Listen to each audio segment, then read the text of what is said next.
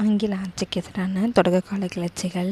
இந்த பாளையம் என்ற சொல் ஒரு பகுதியையோ இல்லை இராணுவ முகாமையோ ஒரு சிற்றரசையோ குறிப்பதாக சொல்லியிருப்பாங்க. பாளையக்காரர்கள் இவங்களை போலிகார் அப்படின்னு சொல்லி அழைக்கப்பட்டாங்க. ஓகேங்களா. நெக்ஸ்ட் பார்த்திங்கன்னா வாரங்களில் சார்ந்த பிரதாபரன் ஆட்சி காலத்தில் காகத்திய அரசில் இந்த பாளையக்காரர் முறை நடைமுறைப்படுத்தப்பட்டது. மதுரை நாயக்கரான விஸ்வநாத நாயக்கர் அப்படிங்கிறவர் 1527 இந்த அமைச்சர் அரியநாதரோட உதவியோடு இந்த தமிழகத்தில் இந்த முறையை அறிமுகம் செஞ்சார். பாளையங்கள் பார்த்திங்கன்னா 72 பாளையங்களாக பிரிக்கப்பட்டாங்க. இந்த பாளையத்தை என்ன சொன்னாங்கன்னா காவல் காக்கும் கடமை அல்லது அரசு காவல் படிக்காவல் அப்படின்னு சொல்லி இதை அழைச்சாங்க. நாயக்க ஆட்சியாளர்கள் தங்கள் அதிகாரத்தை தக்க வச்சுக்க பாளையக்காரர்கள் உதவி புரிஞ்சாங்க. இந்த பாளையக்காரர்களுக்கும் அரசர்களுக்கும் இடையே தனிப்பட்ட உறவு அதோட புரிதல் மதுரை நாயக்கர்களாக இந்த முறை 200 ஆண்டுகளாகவே இது நடைமுறைப்படுத்தப்பட்டது. அடுத்து பார்த்திங்கன்னா கிழக்கு மற்றும் மேற்கு பாளையங்கள். இந்த பாளையங்களை 2ஆக பிரித்தாங்க. எப்படின்னா இந்த கிழக்கு பாளையங்கள் மேற்கு பாளையங்கள் அப்படின்னு சொல்லி பிரித்தாங்க. 72 பாளையத்தை. இப்போ கிழக்கில் பார்த்திங்கன்னா சாத்தூர், நாகலாபுரம், எட்டயபுரம், பாஞ்சாலங்குறிச்சி இது எல்லாமே இருந்துச்சு. மேற்கில் ஊத்துமலை, தலைவன்கோட்டை, நடுவக்குறிச்சி, சிங்கம்பட்டி, சேத்தூர் இது எல்லாமே கிழக்கு மேற்கு அப்படின்னு சொல்லி 2ஆக அவங்க பிரித்து வச்சுருந்தாங்க. நெக்ஸ்ட் பார்த்திங்கன்னா வரி வசூலிப்பு அதிகாரம் கம்பெனி ஆட்சிக்கு வழங்கப்படுதல். ஏன் வரி வசூல்லாம் பண்ணாங்க அப்படிங்கிறது பார்த்திங்கன்னா இந்த ஆற்காடு நவாப் அப்படிங்கிறவர் இந்த கர்நாடகா போரில் இருந்தபோது இந்த செலவினத்துக்காக கிழக்கினிய கம்பெனிலேருந்து கடன் பெற்றிருந்தார். அந்த கடனை திருப்பி கொடுக்கணுங்கிற இதில் பாளையக்காரங்கள்டேருந்து வரி வசூல் செய்யணும் அப்படிங்கிற மாதிரி கிழக்கிந்திய கம்பெனி இருந்தது.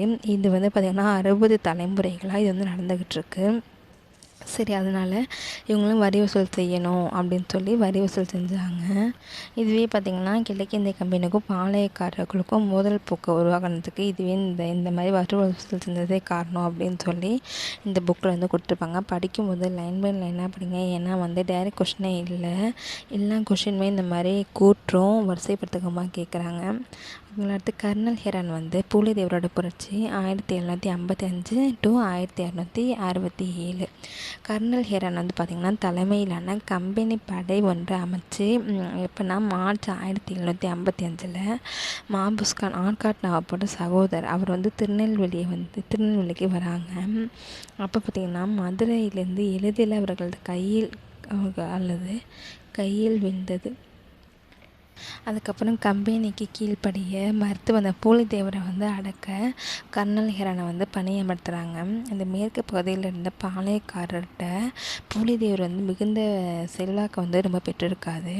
பார்த்திங்கன்னா பீரகிங்களோட தேவையும் துணைக்கள பொருட்கள் மற்றும் படை வீரர்கள் அதோட ஊதியம் உட்பட காரணங்களால் இந்த ஹெரான் தனது திட்டத்தை கைவிட்டுட்டு மதுரைக்கு திரும்பிடுறாரு.